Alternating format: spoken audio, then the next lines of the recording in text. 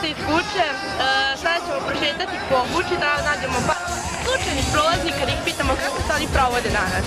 Inače, prošli smo već kroz glavni deo, to je centar. Mogu vam reći da je dosta gužva, da ima svega pijanih ljudi, da ljudi spavaju gde god stignu, WC gde god stignete i tako dalje. Idemo sada da nađemo prolaznike, malo ćemo požuriti da ih uhvatimo.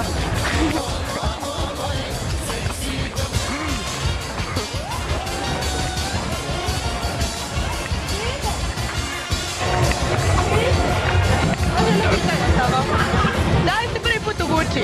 Da. I kako se čini? Ja, za sad je dobro. A dakle ste došli? Iz Novog Sada.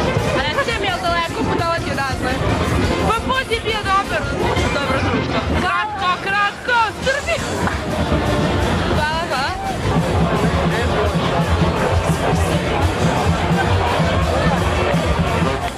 Može li kako pitanje za našu televiziju?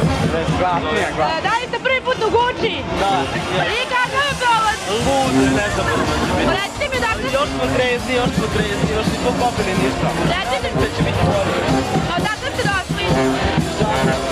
Jel daleko odavde? Daleko, čisti. A vredi? Vredi. Hvala ćemo.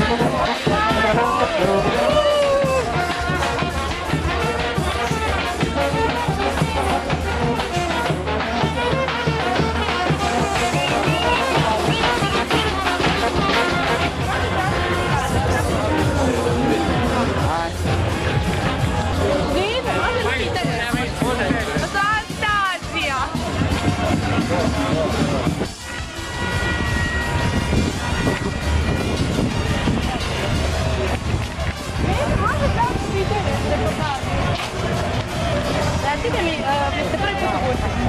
Nisam. Jeste odavde? Ja sam iz Slovenije. A i kako se provodite? Lepo. A jeste drugi nastavnik odavde ili samo jedno? Pa, jedan dan. Aha. Dobro. Hvala, vidjenja.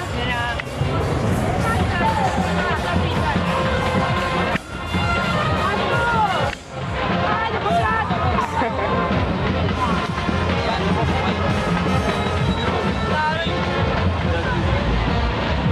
I u Guči uvek možete naći originale, sigurno originale, u veoma povoljnim cenama. Ja sam ove ponovila ovom Chanel torbom. To je inače iz najnovije kolekcije, specijalno poslata u Guču za malu prodaju. A sada idem u potragu za još nešto.